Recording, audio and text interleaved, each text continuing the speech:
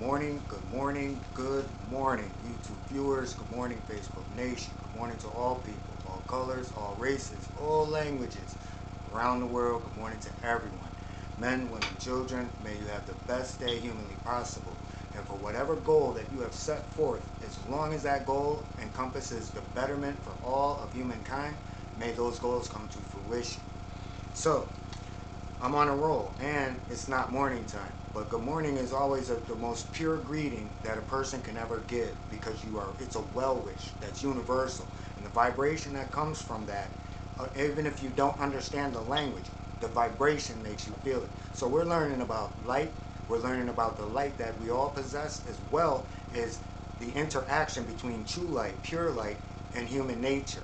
One of the things one of the attributes that we all possess that is constantly being taken away from us to keep us in darkness. So we're going to free ourselves from that. In my videos, you'll always hear me talk about, you know, things that are being projected to us. But history is always going to be in front of us, and how things repeat themselves. But it's up to us. It's up to the trained mind, the openness to, to look at things and look outside that box, which is a danger, because when you do that, they'll do whatever to keep you in that box. So, as we are on this series, and it has multiple parts, and these parts, I didn't give a definite number of how many parts to this I'm going to make. So the title of this is The Laws of Nature Govern Existence. And this is part 2. So we're going to say, in parentheses, we're saying nature versus assimilation by perception. And this goes with a comment that a gentleman had made, where, he was saying to another person of color, he was saying, when I came to this country, my father told me to assimilate. Well, we were in this country. We were born in this country. Our parents, our foreparents, our four grandparents were killed, raped, murdered in this country. And we have never truly been free. So what do we assimilate to? But history repeats itself. And in the boxes up here, you're going to see pictures. And in these pictures that I'm posting, these are of the Jarawa Tribe. And it's spelled Jarawa. And the Jarawa Tribe is one of the first original tribes, one of the last tribes on the face of this earth. So, as I said before, that there's islands, and that there's places on this earth where people don't want human contact. They don't want anything to do with humans. And these things are dying out because, again, evil has to control everything, even if it's doing it in the sense of good nature. And I brought that out when I was speaking about the young man who lost his life trying to go into these places to try to so-called civilize people through the word. Just because you feel some kind of way, they don't have to accept it. And, well, they found out the hard way. But now we're going to talk about things that have taken place as far as 2018 that you thought didn't exist. And again, you have to ask yourself about organizations that are out here that say and claim, and they form to say that they're here for the people, here for humans. But after you hear the story of these people, you go on and you look up the stories for yourself, and you will see that it was the people who was indigenous of other lands who came to the aid of these people. And their land is still being threatened. Their island is still being threatened because it's a fertile land. So, nature versus assimilation by perception. Now, before we get into that, let me explain what the condition of the people of this island, what was their condition that they needed outside help. Well, from what I've researched and from what I've seen, from what I've read about these people, let's talk about how long these people have been there. You've only came into existence within the last 5,000 to 10,000 years. First of all, these people have been here for 55,000 years, documented, 55,000 years. How old are your pyramids? Around 10,000, 5,000 years. So when I say that people have been on this earth and our history has completely wiped them out, we still exist. We still exist. So when black people are sitting back talking about, oh, it's about a book and, and other religious and other colors and stuff like that, oh, it's about this and, we're this and we're that. 55,000 years, I put the Jawas up against any one of you. Why don't you go DNA for DNA? So, let's learn that, people of color were here when the fallen ones came. We were already here on the face of this earth. That's what makes us the chosen ones. That's what makes us the people. We own this earth. So everything else was indoctrinated into this earth. But from what I've read and what I've learned and what I've researched, they're unified, very, very peaceful people. They're loving in every way, family orientated, not savages. Well, we'll get into that in a minute. And also, they're loving in every way, and they're non-violent except for what they need. Everything that they've made from nature. Everything that they got from the land. 55,000 years. 55,000 years. Let's see how long we make it as a civilization and as a race and the human race, not as a separate race, as a humans. These people, 55,000 years. I'll put that up against anything. So let's talk about when human contact came. One of the first explorers to find this place, he was looking for Asia, and where this island is located, it's located in the Andaman Islands, and that's in India. So Marco Polo, he goes there, he sees these people, he goes back to his people, and he says, oh, there's land, there's this, there's that, and the people there, they have heads like dogs. Makes you easy to kill something when you think of it less than human, doesn't it? But what you're seeing in these pictures, you tell me. Do you see a dog? Do you see an animal? It's sad. It's sad. All right? So this is Marco Polo. Bum. Straight bum. All you lying history bums. So he said that they were unkept. They were savages. And, there was really nothing for them to gain any kind of wealth from. So they bypassed that land. If there would have been any kind of mineral on that land, they would have took that land. And they didn't, because there was nothing to be gained. Now, let's go one step further. Who gains from this? India, right now. India.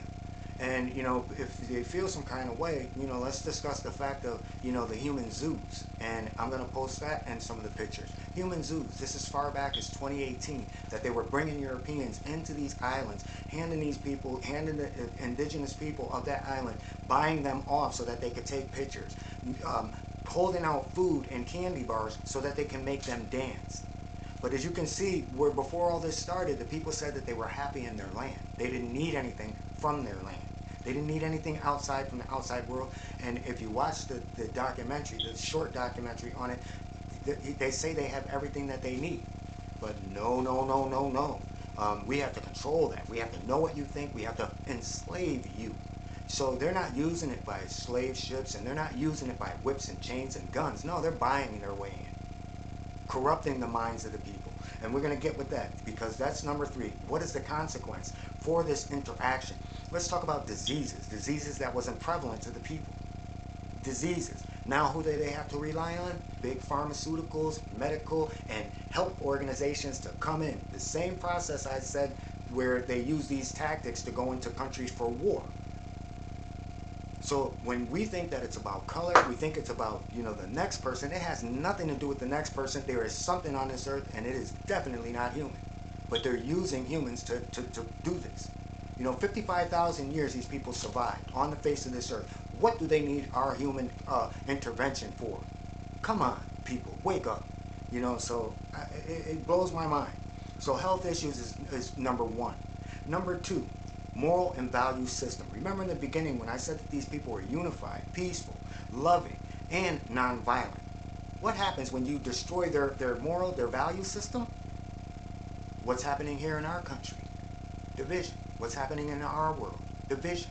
So a group of people who just wanted to live, didn't bother no one, didn't send out an SOS and say, hey, come, we need to be civilized, come save us. No. The people of India want that land, and this is how they're going to get it. So now we bring up Black Lives Matter, because these are people of black skin. These are the native Africans, the native people of this earth. They are like a treasure, because their heritage goes so far back, but their heritage is going to be destroyed. And they say, well, there's only like 400 of them left. Well, let nature take its course. So we have to wake up, and we have to begin to say we do what's right. And it should not take a group of people from someplace else to say, stop doing this, stop these human zoos, stop treating these people like animals, stop exploiting these children. But they have no problem going into that country to do it. Not one. Men, women, and children. No one is excluded.